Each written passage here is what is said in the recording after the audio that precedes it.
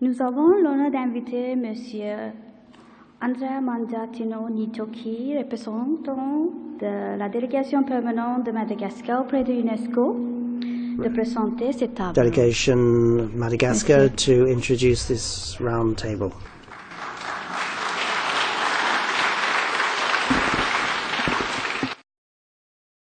So, ladies and gentlemen, we now move on to our second round table of the morning. And the subject is education and culture of peace through the vision of Africa. This will be chaired by Mr. Toky. I would also like to invite our panelists to come forward. Excellency Mrs. HOUPHOUET-BOIGNY, who's Ambassador and Permanent Delegate of Côte d'Ivoire to UNESCO. Excellency Jean-Marie ADOUA, Ambassador and Permanent Delegate of Congo to UNESCO, and Mr. Mohammed SHEYA, Deputy Permanent Delegate Minister, Permanent Delegation of Tanzania to UNESCO. If they'd be so kind as to come up onto the stage for this round table. Mr. Toky. Excellences, Mesdames et Messieurs, Your Excellencies, je vous ladies and gentlemen, de prendre place. I would ask you to please take your Professor. seats. Professor. Oui, on prend place.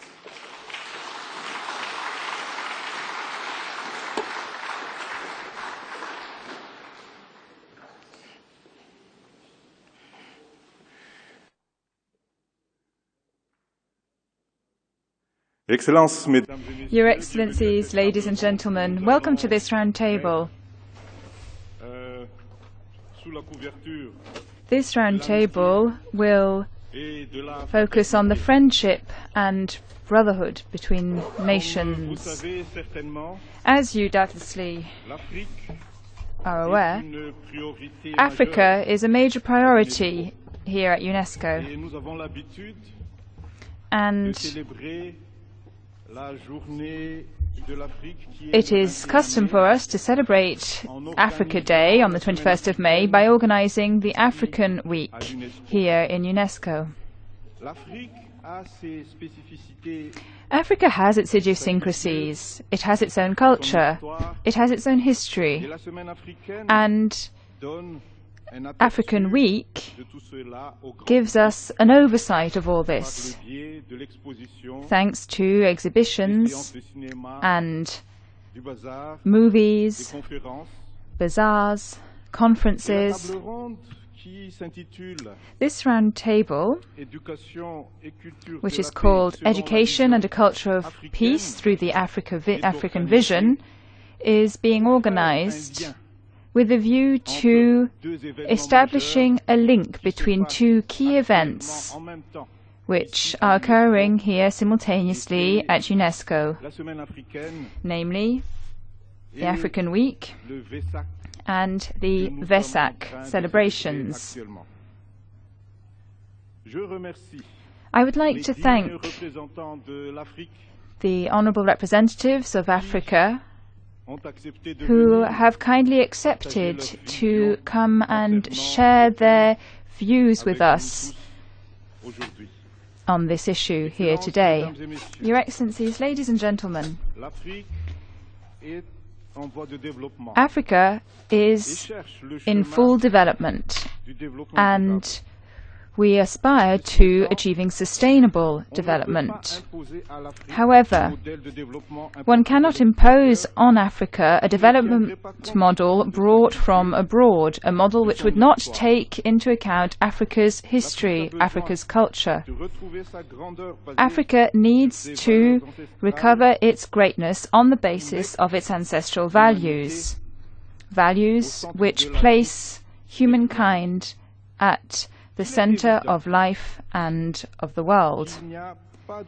It stands to reason that no development without sustainable social peace is possible. Therefore, it is both important and interesting to hear African views concerning major issues such as education and culture of peace. It is important to share experiences in these fields as we seek to restore and consolidate peace, especially given that 2/3 of the conflicts that are currently raging throughout the world are occurring in Africa. Your Excellencies, ladies and gentlemen, today you will have the opportunity to hear from representatives of African countries.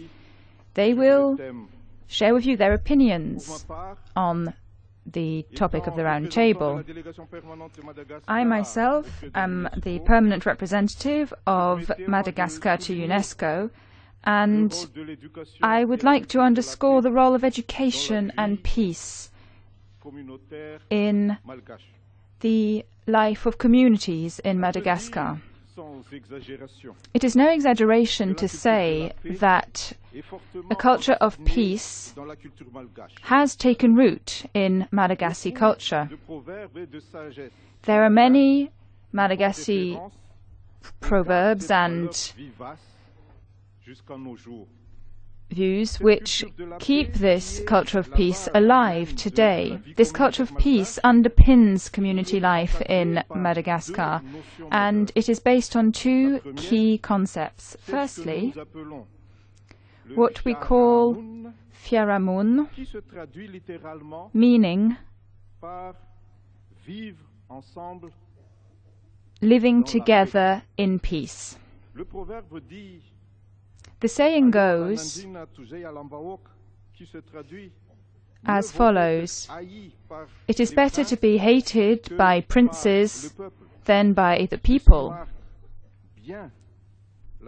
This clearly shows the fact that living together takes precedence in the Malagasy mindset over merely monetary concerns. The second concept is the Fiavanana. This consists of a broad and strong family tie which relies on mutual assistance and reciprocity. The saying goes that it is better to lose one's wealth than to lose one's family ties. If the concept of living together reflects Madagascar's present, the notion of family ties has to do with Madagascar's past and history. The combination of these two key concepts of Madagascar's culture over the society will help determine our way forward. Each time that living together as a concept was going through a crisis and that social peace was in jeopardy, the leaders of Madagascar and the people of the country always thought back to the other concept, the one of family ties, in order to bring everyone around the same table and avoid descending into civil war. Your Excellencies, ladies and gentlemen, such ancestral knowledge, which are part and parcel of our culture, are efficient tools for preserving social peace. Unfortunately, globalization tends to destroy these values and they foster an egocentric and materialistic view of life. How can we preserve our values? How can we showcase our ancestral knowledge so that the entire world might benefit from it? How can we pass on these values to future generations? All these questions have but one answer. This can be achieved through cultural and religious education. It will require a targeted and well thought through curriculum which is in line with our values. A curriculum which is not imposed from abroad, but which is specific and suited to the local people's needs and culture. But this program, this curriculum, still needs to be established. So the challenge stands tall, but we are convinced that with the necessary political will, education for a culture of peace will be a catalyst for development in Africa and indeed especially in Madagascar. Your Excellencies, ladies and gentlemen, allow me now to hand over the floor to Her Excellency Mrs. Denise HOUPHOUET-BOIGNY, who is the Ambassador and Permanent Delegate of Côte d'Ivoire to UNESCO. Côte d'Ivoire, as you know, is a Western African country.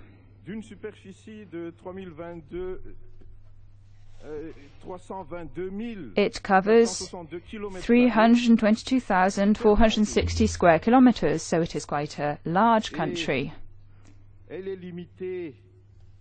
Côte d'Ivoire borders with Mali, Burkina Faso, Liberia, Ghana, and to the south there is the Atlantic Ocean. Côte d'Ivoire's population amounts to 25 million people. That was a figure from 2012. And Côte d'Ivoire is a large French-speaking country, and I believe that Her Excellency Mrs. Denise HOUPHOUET-BOIGNY will be speaking French. Madam Ambassador, you have the floor.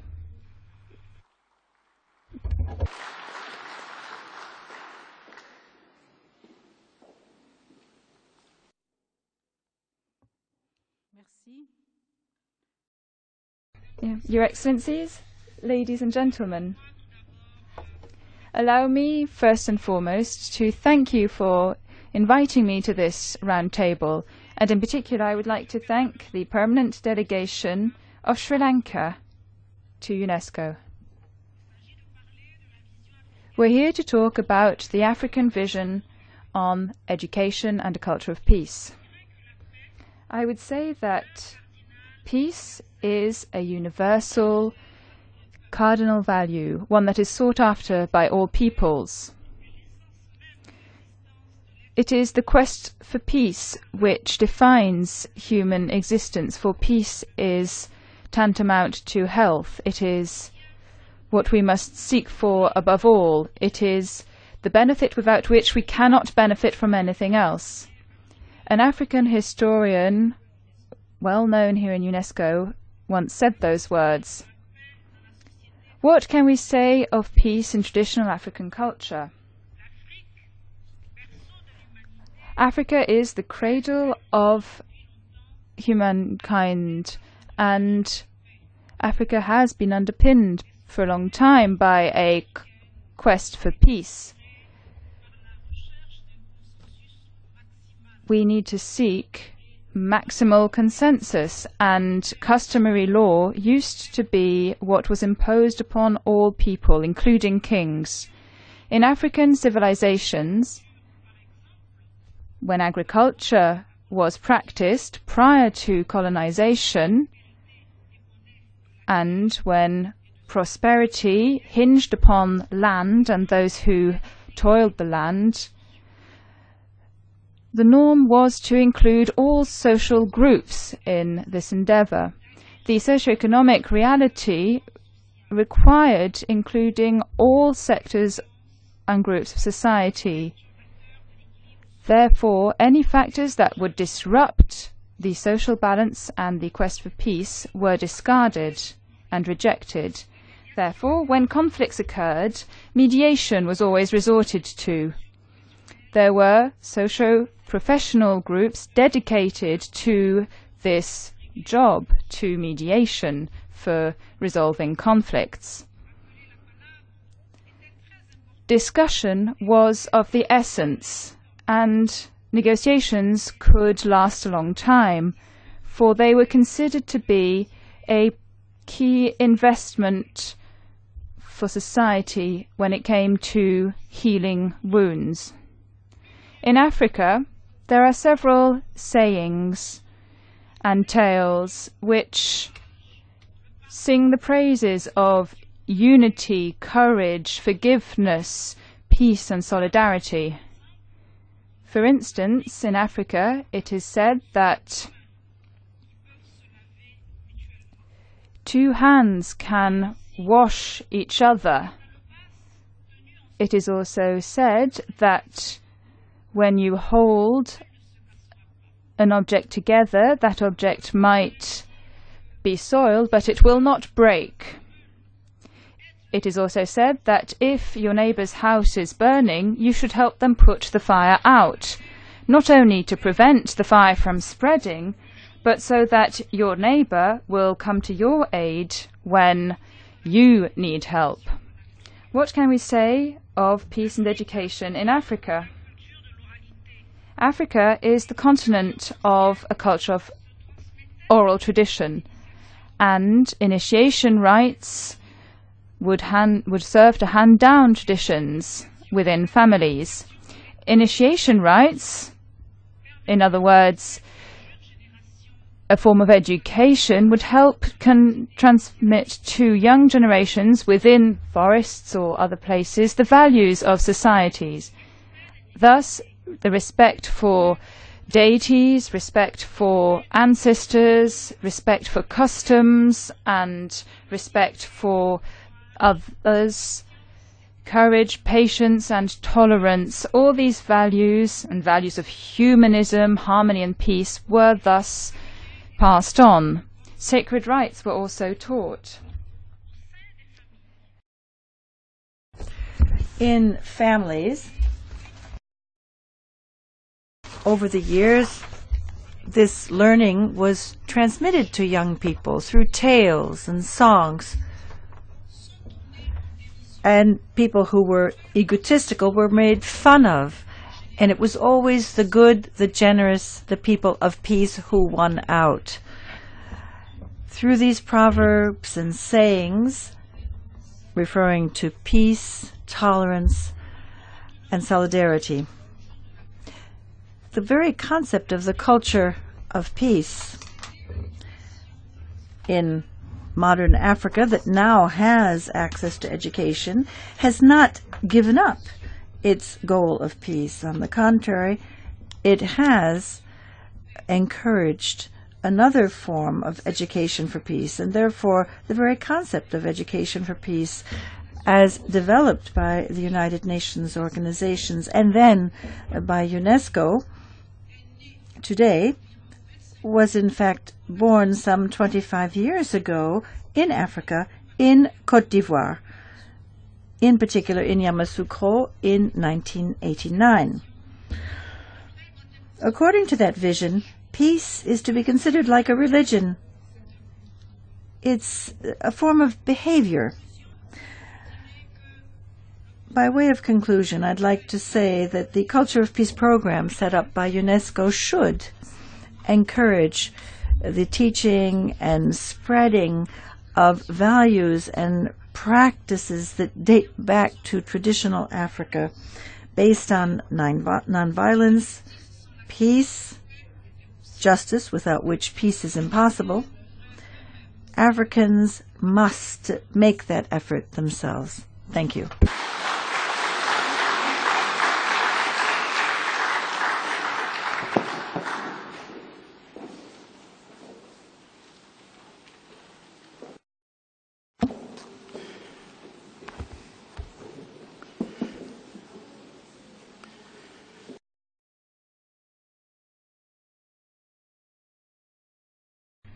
Thank you very much, Your Excellency, Madame HOUPHOUET-BOIGNY, Permanent Ambassador and Delegate of Côte d'Ivoire,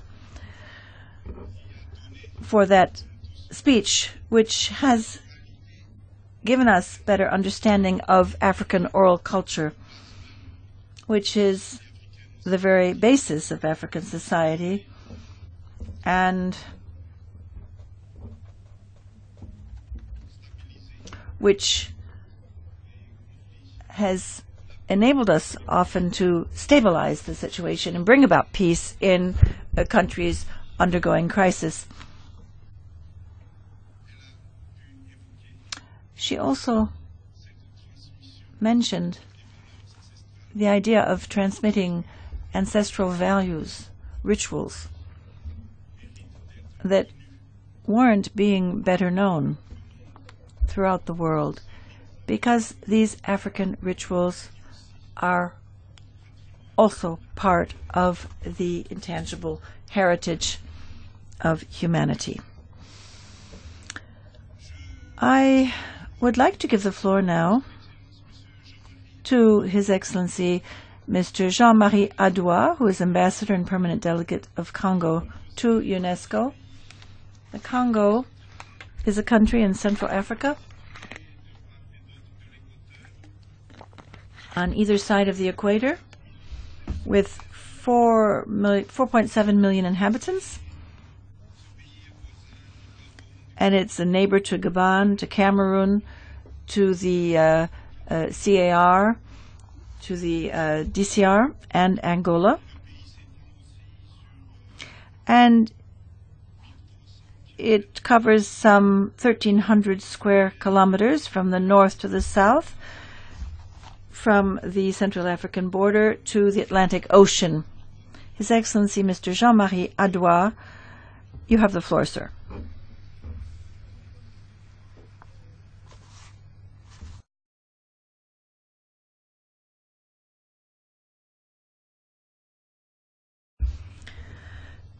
Thank you, dear Toky. Excellencies, ladies and gentlemen.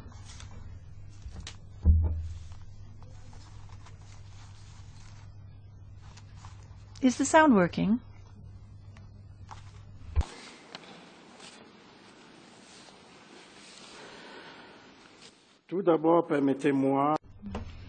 First of all, I would like to thank the organizers for organizing the International VESAK celebrations, as well as the Sri Lankan Permanent Delegation, who was kind enough to invite me to speak here today before you.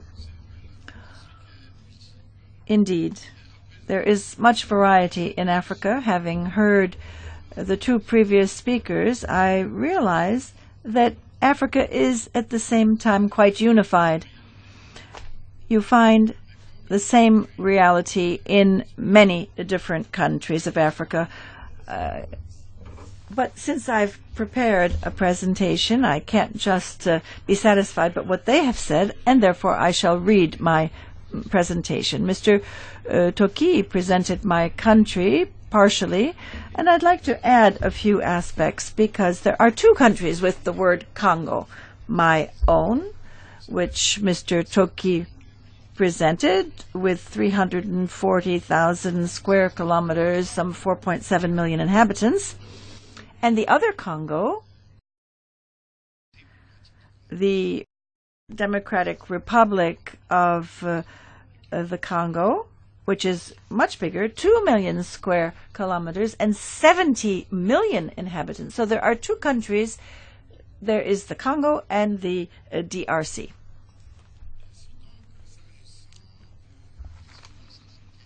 As regards the African experience of culture and education to peace, I would like to simply refer to the example of my country. You know that there are 54 countries in Africa. There are a number of similarities, but there are also differences. Education to the culture of peace went through two different periods. There was the pre-colonial period, the ancestral period, so to speak, and the post-colonial period, or the present-day period. In the pre-colonial period, culture was oral, as the previous speaker has said. There was no written culture, and therefore education was informal. Education took place within the family and also within society. Within the family, it was often the mother who taught the children what they needed to know and what they needed to know to become integrated into society in the appropriate way, so that children become a member of society in a harmonious fashion, and that they be able to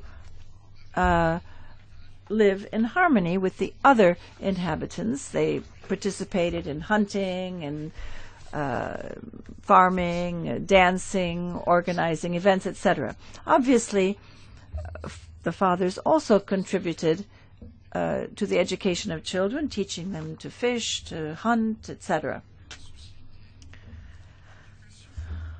At the level of society, there was a lot of storytelling in the evening around the fireplace. And there were lessons of morality, wisdom, a lot of proverbs were taught. There were also what we called kanza or mbungi, which were common meeting places, and that's where conflicts were resolved, conflicts between families, conflicts between villages, and even conflicts between husbands and wives were settled in the bungi. And that's where children who attended these sessions learned about reconciliation, reparations, sharing, pardon, all of these principles that contribute to peace. There were also family councils, so to speak, which provided education to children. These took place when there were funerals or weddings. And in those circumstances, the children learned to understand the relations between the various members of the family, and they learned about the sense of responsibility. In the mbungi, this common meeting place, the traditional judge played the role of an educator. He was also the decision maker. The traditional judge was highly respected, in particular when he was able to settle conflicts. We must remember that conflicts were limited. There were questions related to land ownership. Land, in fact, belonged to everyone, or they belonged to family clans. If you wanted to cultivate land that didn't belong to your family clan, that could cause a problem. If you killed an animal that belonged to a different clan, you had to inform the other clan, otherwise there would be a conflict. There could be theft, adultery, illness, in particular related to witchcraft, because in traditional Congo, you don't get sick by chance. It's because someone has put a spell on you. Today, of course, informal education continues, and it takes place sometimes in the street, because children playing with other children learn a lot. They learn good things and bad things. Meanwhile, the formal education system has been set up in schools and churches and cultural or political associations. The rules and philosophy of these organizations have contributed to developing a mindset of peace. In spite of that, there are numerous conflicts. Political conflicts, because young people are being recruited into various party militias. political conflicts. There's a drug problem which leads to criminal behavior. And you have moral issues which lead to the propagation of certain illnesses. So today, the teacher plays a very important role vis-a-vis our children, whereas the religious leaders, the priest or the pastor, also contributes to mobilizing young people. In prisons, you find good advice and bad advice simply because sometimes you can be corrected, so to speak. Your behavior can be corrected, but you can also become far worse by spending time in prison. There are various programs, disarmament, for example, and professional training programs, in particular vis-a-vis former militia members. So,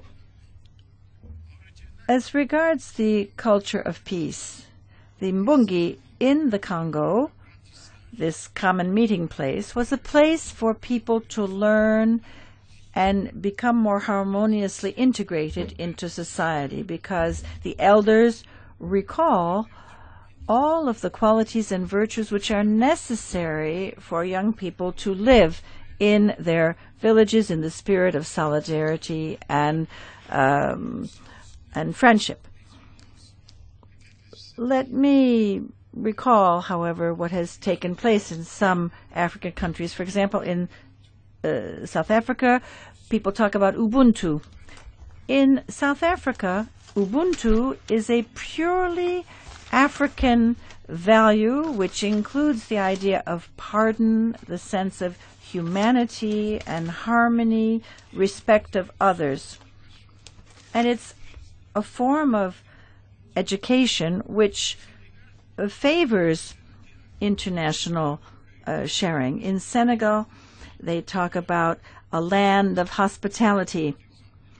These are just a few examples of education and the culture of peace in Africa. The Mbungi in Senegal, the Ubuntu in South Africa, the Teranga in Senegal, and you just heard about the situation in Madagascar. By way of conclusion, let me express my sincerest wishes and my thanks to the most venerable Master Chinkung, whom I had the opportunity of meeting and getting to know twice, once in Thailand and the second time in Sri Lanka. I would like to wish him a very long life, and I appreciate his excellent advice that he gave us, in particular during these 3 days. Thank you very much.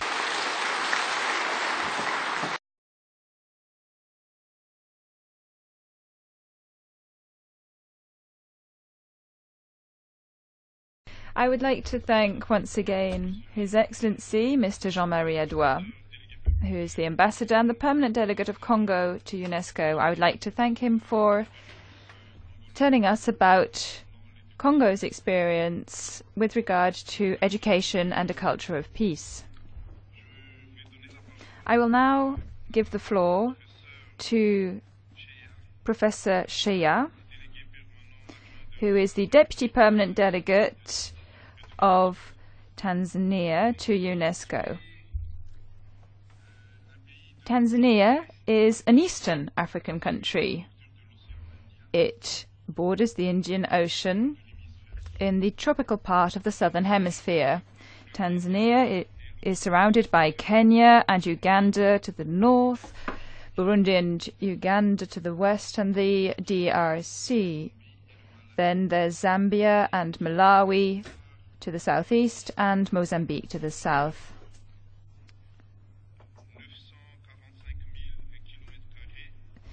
Tanzania comprises 945,000 square kilometers and more than 48 million inhabitants as at 2010. So there are a few more people there now.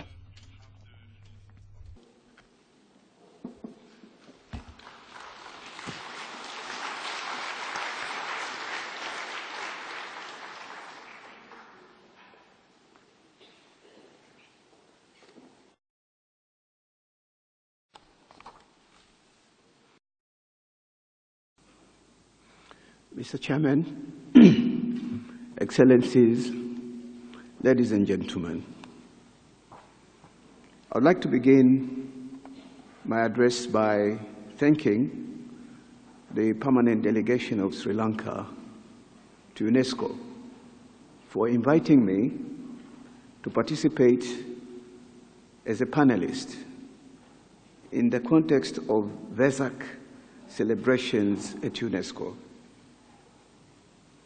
We are all gathered here, I believe, in order to share experience and exchange information on challenges and opportunities facing humanity in building a culture of peace and what lies ahead of us.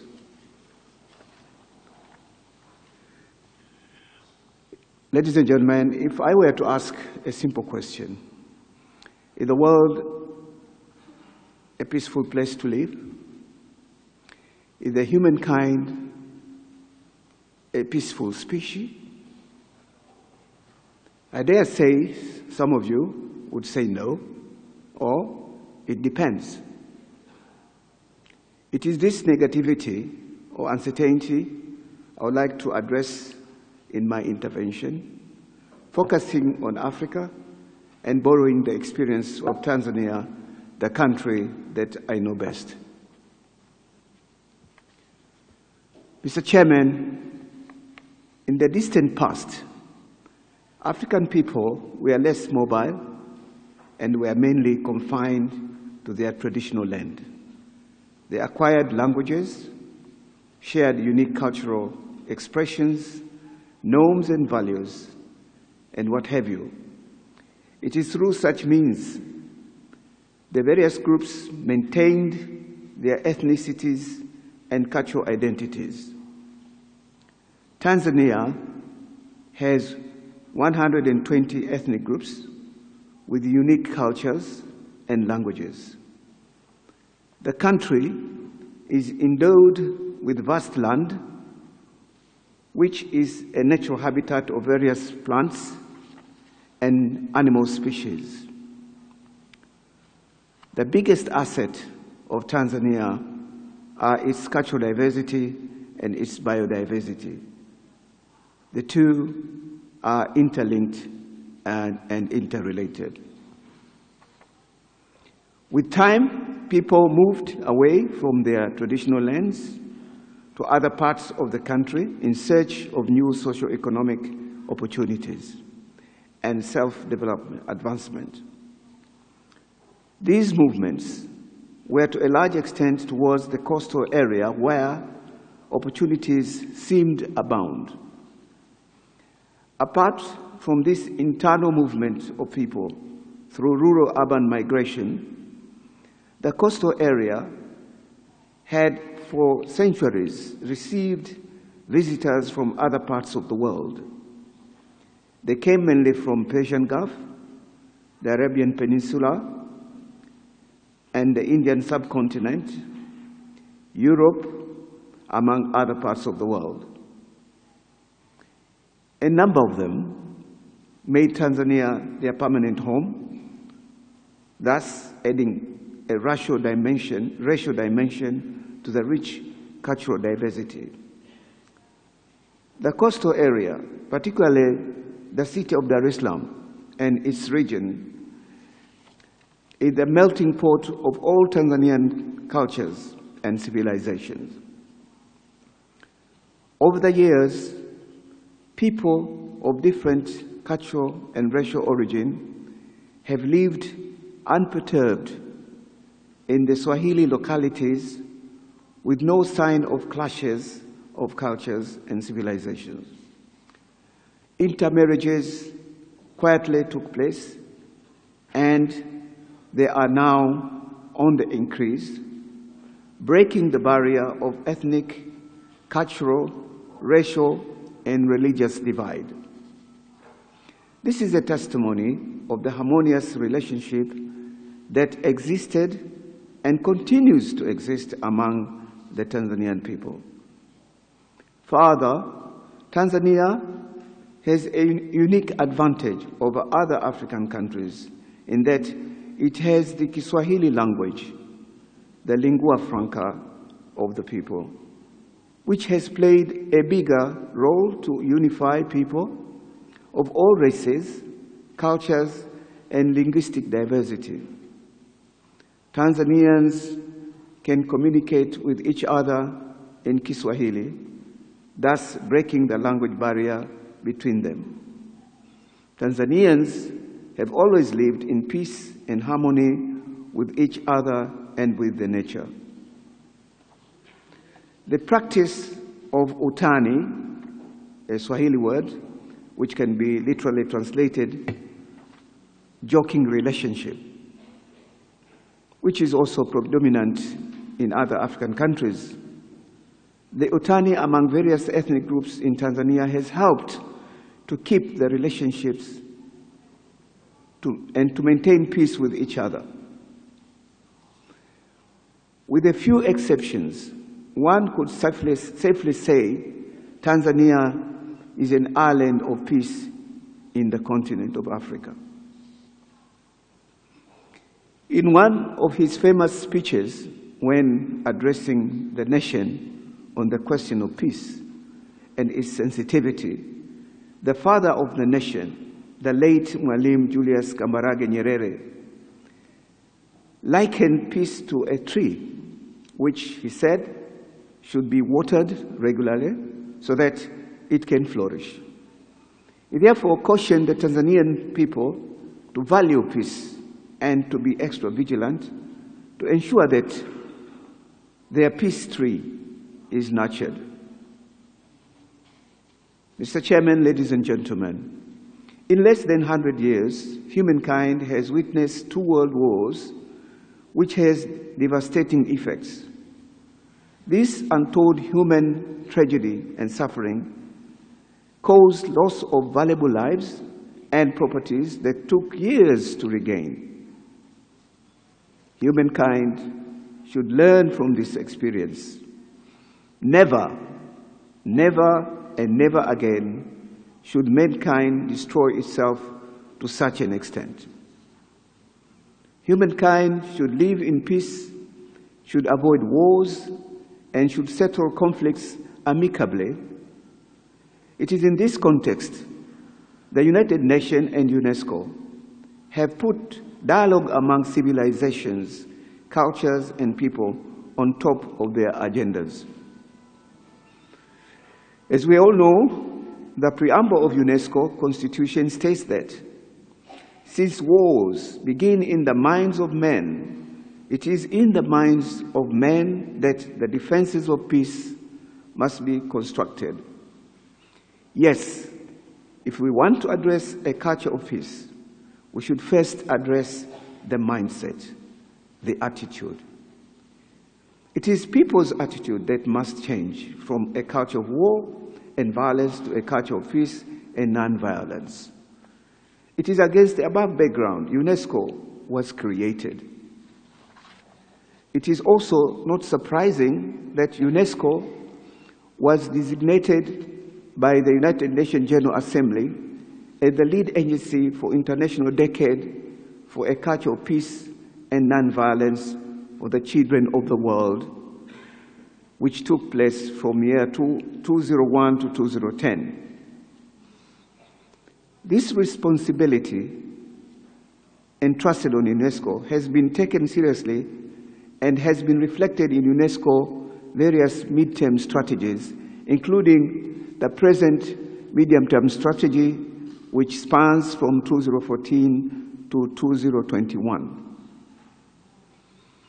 Mr. Chairman, ladies and gentlemen, in the African traditional setting, peacemaking is through dialogue and mediation, starting at the local community level, based on respect for wisdom and value of elders, being men and women, as it has been said by my previous brothers and sisters. The African humanism, as it was also mentioned by the ambassador of Congo, called Ubuntu. Or in Tanzania, we call it Ujamaa, are a manifestation of priceless treasures embracing respect for the other. Within the framework of African Union, various initiatives have been developed for the promotion of culture of peace in Africa.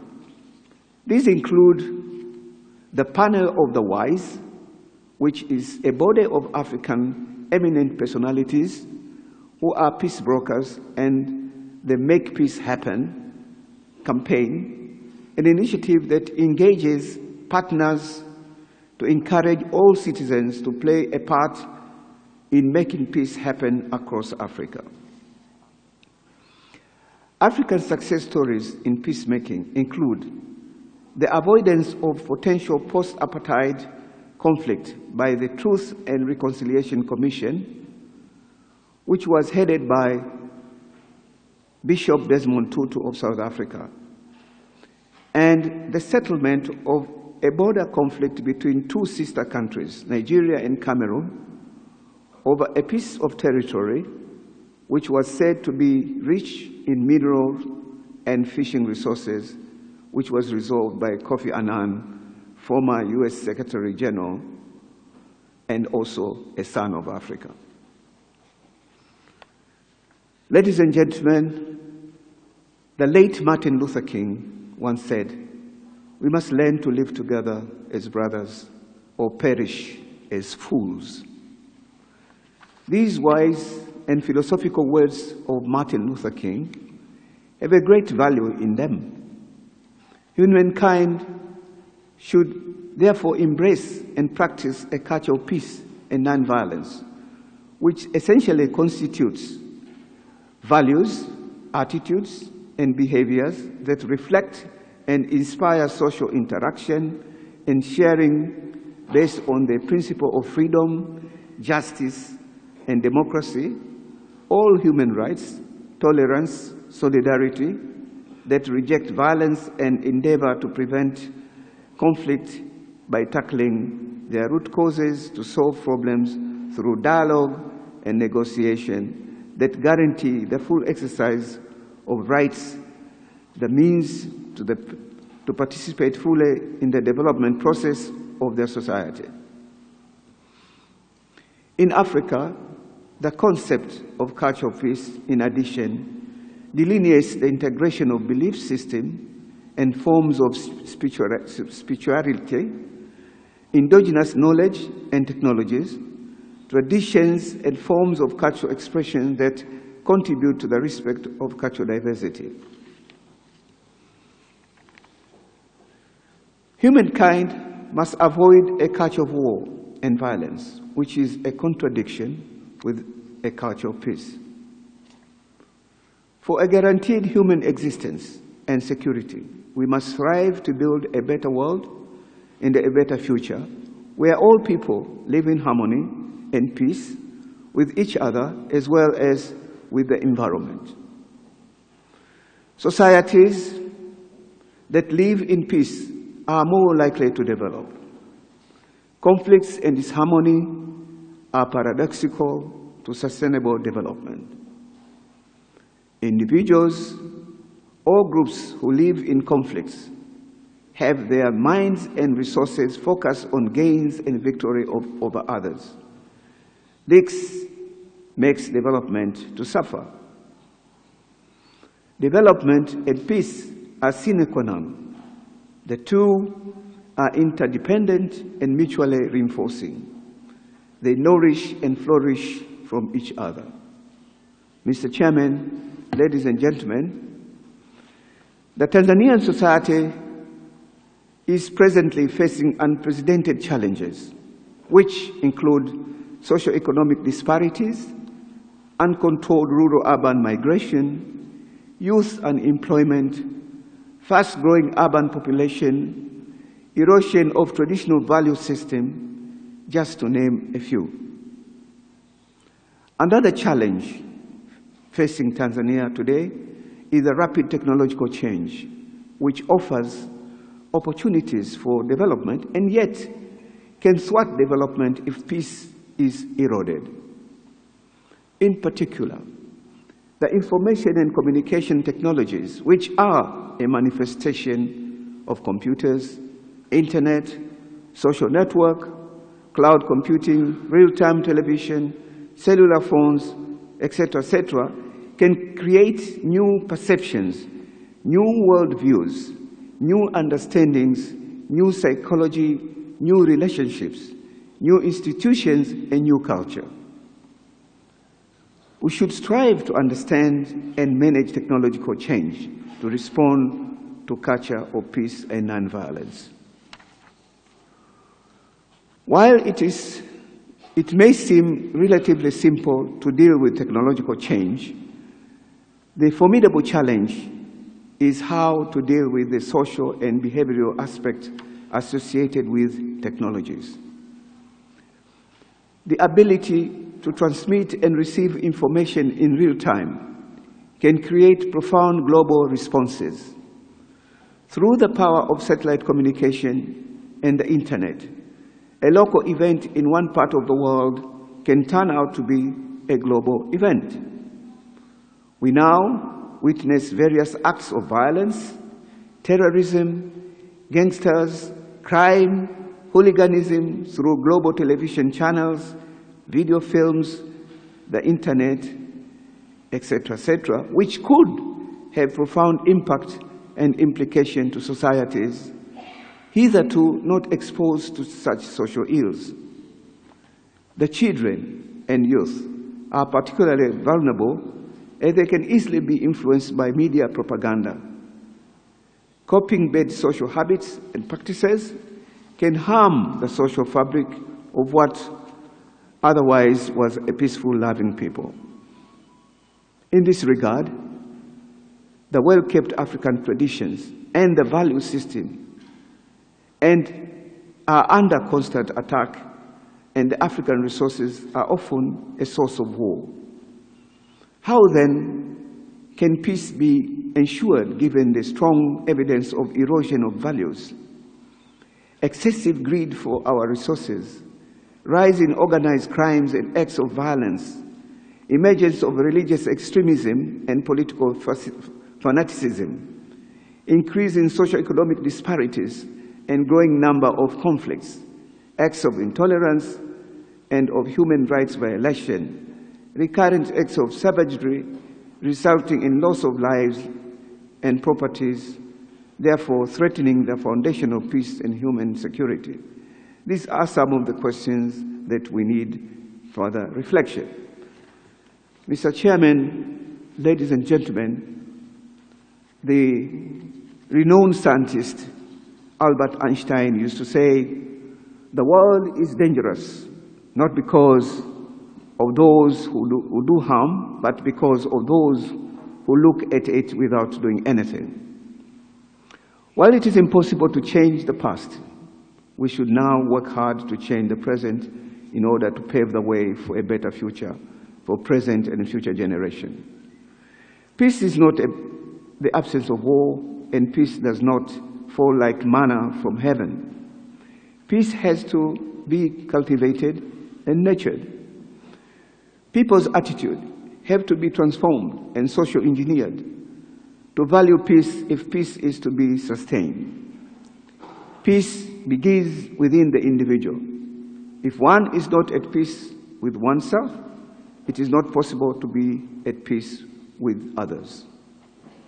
To address peace, one has to address the mindset of men and women. Peace education must be viewed in a broader sense.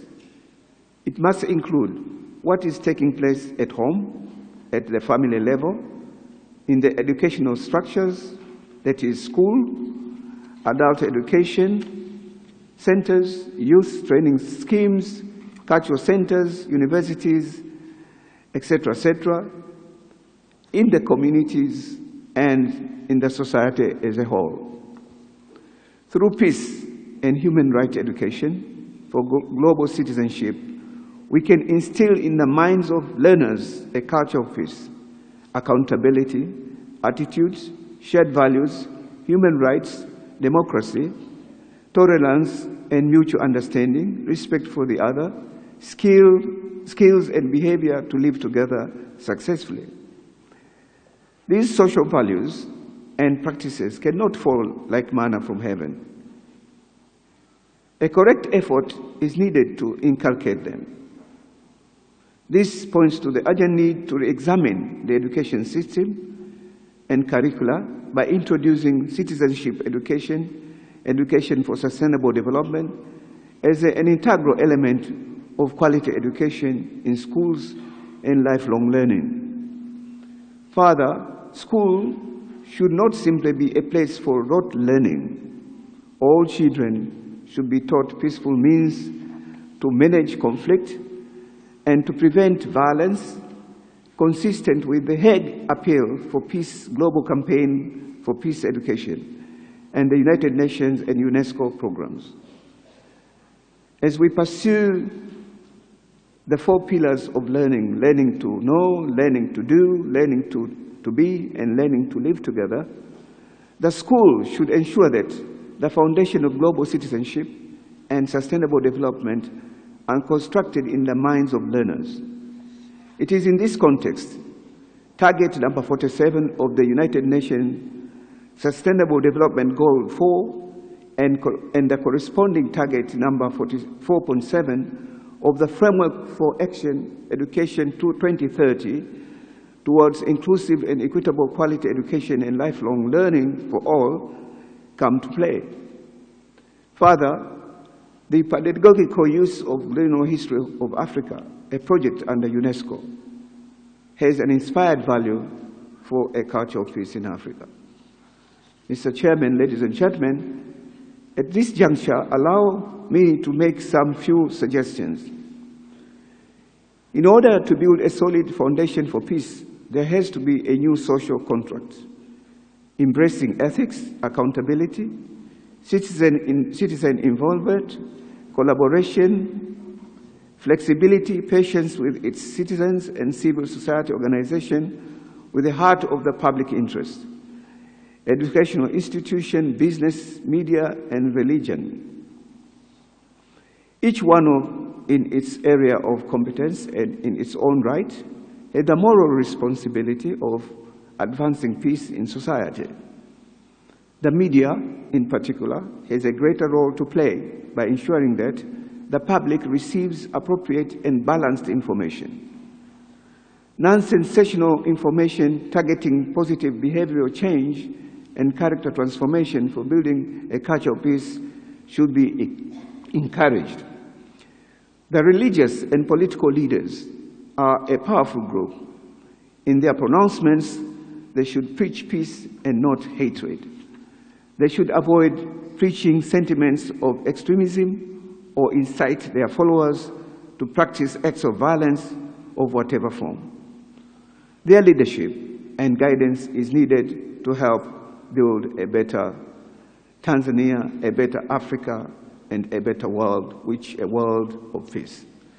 Leaders can be more efficient and effective by improving their leadership, social and psychological skills, attitudes, and behavior. In the words of Dalai Lama, if we want to change the world, we have to begin by changing ourselves. Peace has first to begin in our own minds, in our own family, through good parentage, and in our relationship with others. Mahatma Gandhi used to say, "Be the change you wish to see in others." We have to be the model of peace in society if we want the society to emulate and follow our footsteps. We should create a culture of peace movement. Every member of movement has to be a leader, a peace educator, an activist with the inner motive and strength to galvanize, inspire, and energize peace movement. This culture of peace movement should work out a national culture of peace program, should create a peace education website for communication, networking, dialogue, and information dissemination and exchange include dissemination of peace education materials. Distance learning programs should also play advocacy role for formal and informal curricular development, creation of university chairs in peace, hold annual peace education conferences as a continued process in building a culture of peace. As many people as possible should be exposed to this movement, its website and its organized conferences where they can share life-changing experience, to whom seeds of culture of peace will be planted that would transform their lives, and in turn, they will transform the lives of others. I thank you for your attention.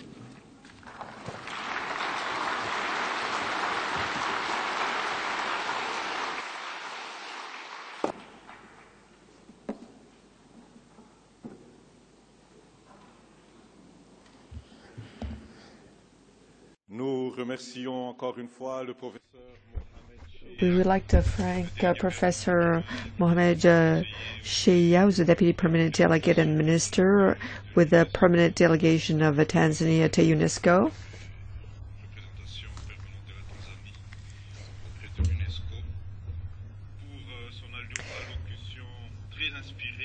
We'd like to thank him for his very inspired speech with clear proposals that I think will find tremendous resonance in the House of UNESCO.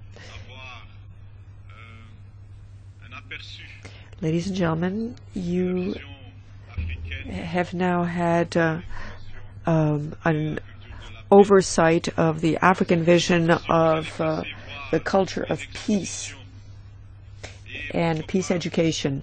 Now, if you have an opportunity to see the exhibits, and why not to sample some of the products that are offered outside in the hall.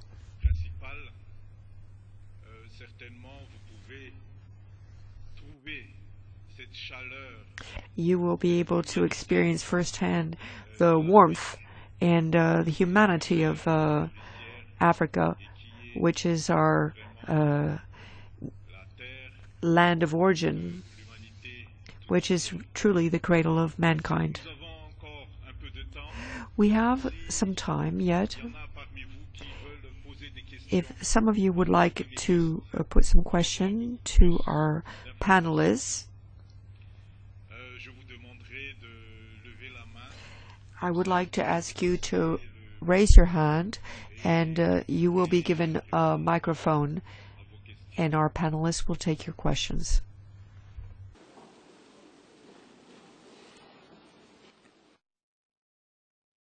Je vois là-bas quelqu'un qui aimerait bien prendre la parole. I see a person requesting the floor.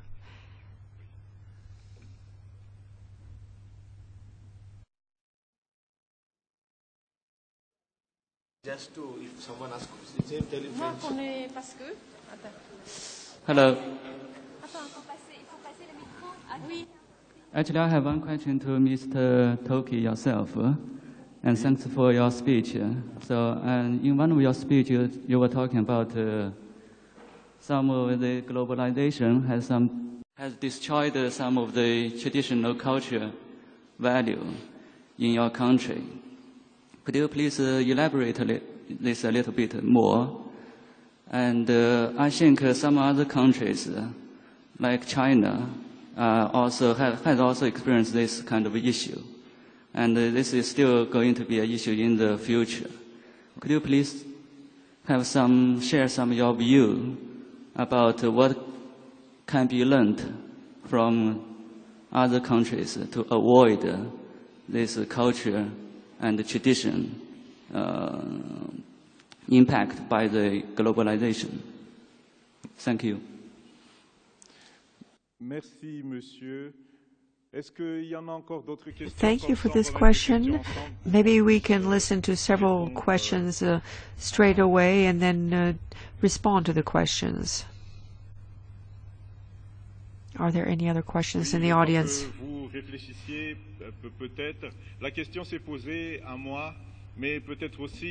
The question was addressed to me, but I think my friends can also reply, because globalization involves the whole world.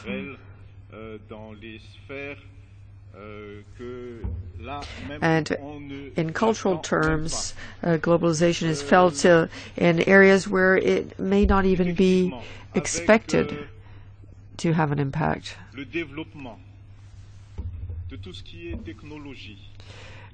With the development of technology, the development of internet, computer equipment, and information technology,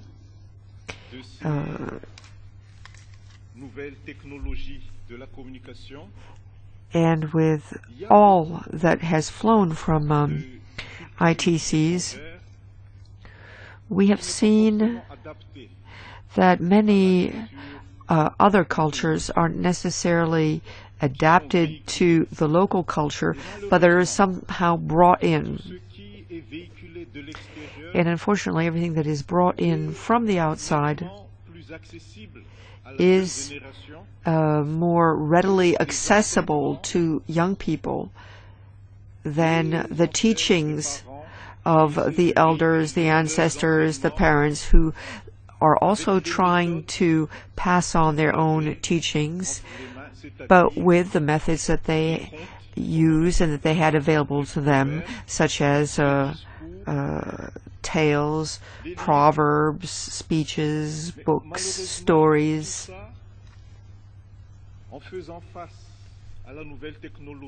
But all of these traditional means of conveying and transferring don't add up to much compared to the new technologies. And so it gives the impression that one's culture, one's ancestral values are endangered.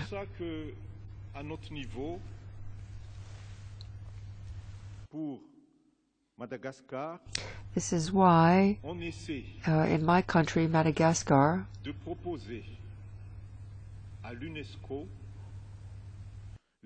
we are proposing to UNESCO intangible heritage, such as kaba, which is the oral tradition, the stories, proverbs, the Malgache language, that all of this be proposed and submitted to UNESCO to try to preserve our oral traditions so they are not lost, and so that we have more means, more resources to fight back against the encroachment of foreign culture that could completely undermine and damage our local culture.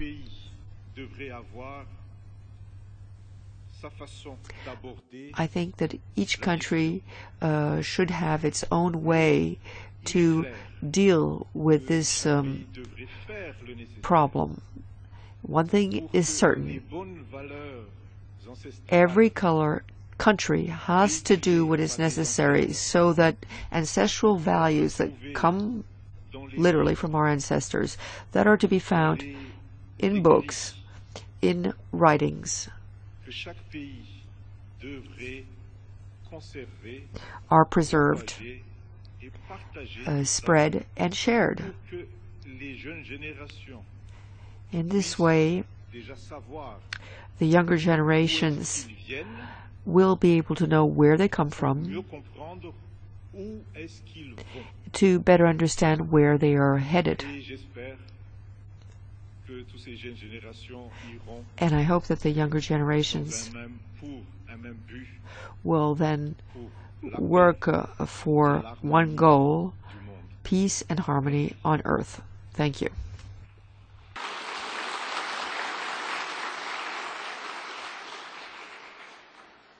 Oui, mesdames et messieurs,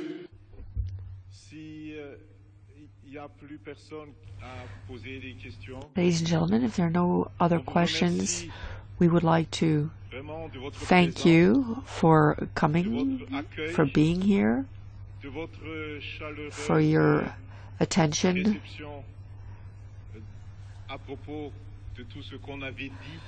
for your warm welcome, for everything that has been said this morning. Thank you for being with us here on the occasion of the observance and celebration of VESAK. We are the African voice on the major issues of the day, that is to say, education and culture of peace. I'd like to thank you once again.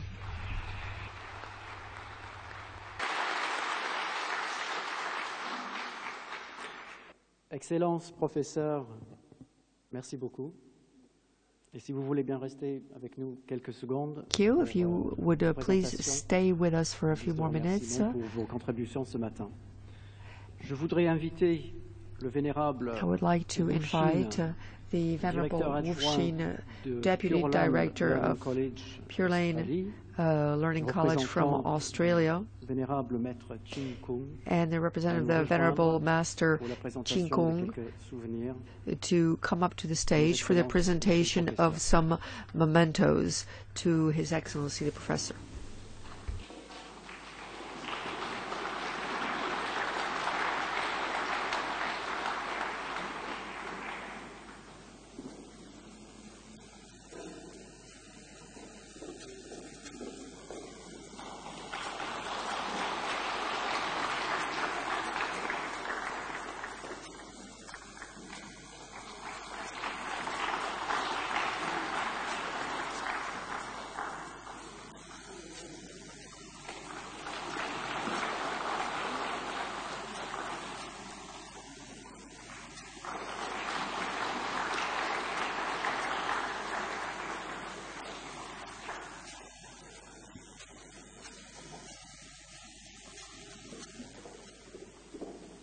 Thank you very much. And I would also like to invite the Venerable Bodhagama Chandema, or his representative, to present tokens of thanks to our distinguished panelists.